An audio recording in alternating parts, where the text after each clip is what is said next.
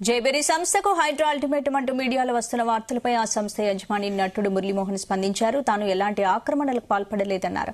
33 ఏళ్లుగా real estate రంగంలో ఉన్నానని, ఏనాడు ఎలాంటి అవకతవకలకు పాల్పడలేదని స్పష్టం చేశారు. బఫర్ జోన్లో ఉంటే తానే కూల్చేస్తానని స్పష్టం చేశారు. స్థానికుల ఫిర్యాదుతో హైడ్రా అధికారులు వచ్చారని, బఫర్ జోన్లో ఉన్న 3 అడుగుల మేరకు రేకుల షెడ్డు ఉన్నట్లు అధికారులు గుర్తించి నోటీసులు ఇచ్చారన్నారు. ఆ రేకుల షెడ్డును తామే తొలగించేస్తామని, హైడ్రా రానక్కర్లేదన్నారు. 2 రోజుల్లో తాత్కాలిక షెడ్డును తొలగిస్తామని మురళీమోహన్ స్పష్టం చేశారు.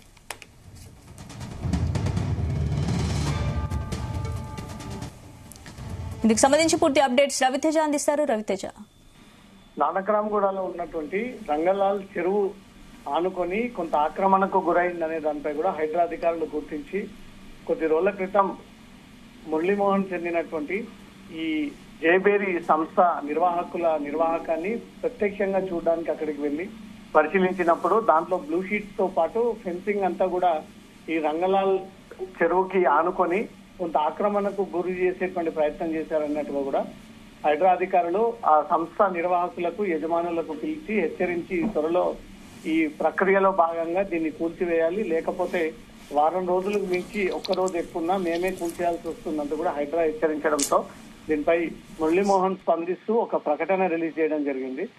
దీనికోసం హైడ్రా వచ్చి కూల్చేయాల్సినటువంటి అవసరం లేదు, ఆ చెరువు ఎఫ్టీఎల్ కానుకొని ఒక 3 అడుగులు షెడ్ ముందుకొచ్చిందనే ఒక విషయాన్ని అధికారులు తమ దృష్టికి తీసుకొచ్చారు. కాబట్టి దానిపైన త్వరలో చర్యలు మేమే తీసుకుంటాము, మేమే కూల్చేస్తాము, దానికోసం హైడ్రా వచ్చి కూల్చేయాల్సినటువంటి అవసరం లేదు అంటూ కూడా మోహన్ ఈ ప్రకటన రిలీజ్ చేయడం జరిగింది.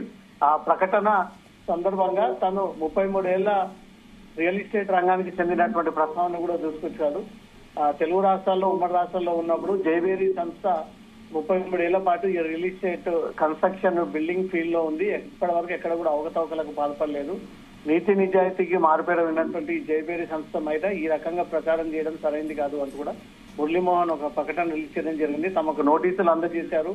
15 రోజులుగా హైడ్రా జైబేరీ సంస్థల బిల్డింగ్స్ కూల్చబోతా ఉంది అంటూ కూడా ఏదైతే ప్రచారం సాగుతా ఉందో దాన్ని తీవ్రంగా ఖండిస్తూ అలాంటి పరిణామాలు జరగలేదు, హైడ్రా అధికారులు పరిశీలించారు. నిజంగానే అక్కడ ఫెన్సింగ్ గానీ, బ్లూ షీట్స్ గానీ, షెడ్ గానీ ముందుకు వెళ్ళినటువంటి మాట వాస్తవమే.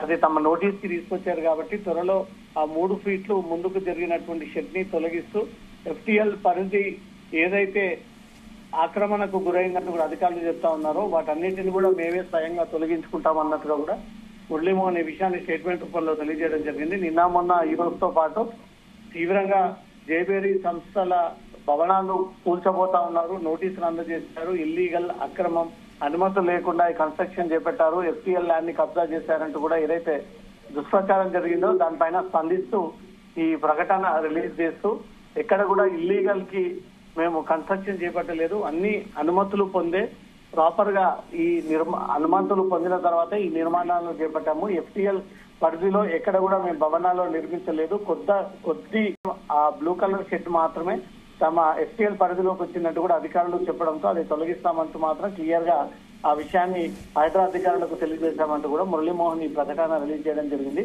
సినిమా పెద్దలైనా, రాజకీయ నాయకులైనా, ఇండస్ట్రీ పెద్దలైనా, వ్యాపారవేత్తలైనా ఎవరైనా సరే తమ భవనాలను అక్రమంగా నిర్మాణం చేశారు, ఎఫ్టీఎల్ పరిధిని ఆక్రమించారు, బఫర్ జోన్లలో ఏర్పాటు చేశారంటే ఎంతటి పెద్ద వ్యక్తులైనా, ఏ హోదాలో ఉన్నటువంటి వ్యక్తులైనా కూల్చేయాల్సింది అంటూ కూడా రేవంత్ రెడ్డి సర్కార్ నిర్ణయం తీసుకోవడము, దానికి అనుగుణంగానే రంగనాథ్ హైడ్రా కమిషనర్ పనిచేస్తూ ఏ స్థాయిలో ఉన్నటువంటి వ్యక్తులను వదలకుండా వరుసగా ఒకరొక భవనాలను కూల్చివేసేటువంటి ప్రక్రియ కొనసాగుతోంది.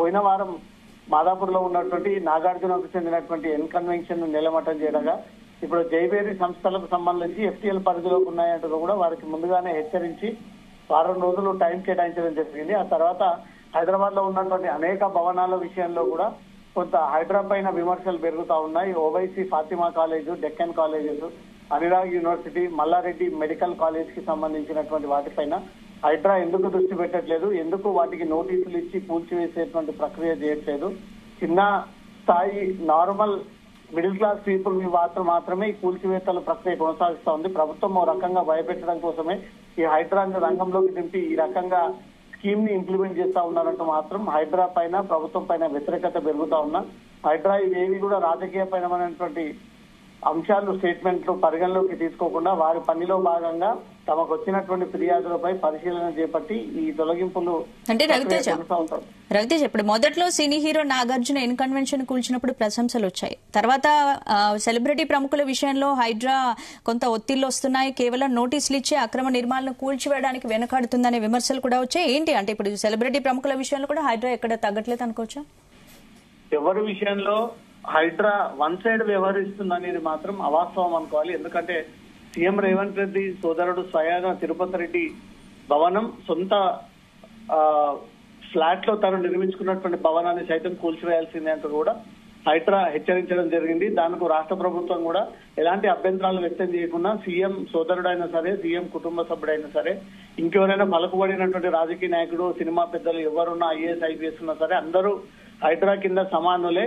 నిజంగానే ఇల్లీగల్ గా అనుమతి లేకుండా ఈ నిర్మాణాలను చేపట్టి అక్రమంగా FTL ల్యాండ్ ని కబ్జా చేసి బఫర్ జోన్లలో నిర్మాణాలు చేపడితే ఎవరైనా సరే కూల్చివేయాల్సిందే అంటూ మాత్రం హైడ్రా ఈ నిర్ణయాన్ని తీసుకొని ఒకటొక్కటిగా కూల్చివేసుకుంటూ వస్తా ఉంది. ఇప్పుడు జయబేరి సంస్థల విషయంలో కూడా, Jayabheri real estate buildings constructions విషయంలో కూడా ఒక స్టెప్ తీసుకొని హైడ్రా కూల్చివేయకపోతే వారం తర్వాత మేమే వచ్చి కూల్చేస్తామంటూ కూడా హెచ్చరించిందంటే వెనక ముందు ఉన్నత చిన్న స్థాయి అనే ఒక తేడా లేకుండానే హైడ్రా వ్యవహరించుకుంటూ వస్తా ఉంది. కొంత రాజకీయపరమైనటువంటి విమర్శలు పార్టీల పరంగా ఎదురవుతున్నప్పటికీ అవేవి కూడా పట్టించుకోకుండా హైడ్రా తమ పని చేసుకుంటూ వెళ్లిపోతా ఉంది. సీఎం సోదరుడైనటువంటి తిరుపతి రెడ్డి ఇంటినే కూల్చివేయాలి, దానికి తిరుపతి రెడ్డి కూడా రెస్పాండ్ అవ్వడము, ప్రభుత్వం తీసుకున్నటువంటి నిర్ణయానికి కట్టుబడి ఉంటాను, తన భవనం అయినా సరే కూల్చివేయడానికి తనే సిద్ధంగా ఉన్నాను, ఇది FTL అనే పరిధి తనకు తెలియదు అంటూ కూడా ఈ స్టేట్మెంట్ కూడా ఇవ్వడం జరిగింది.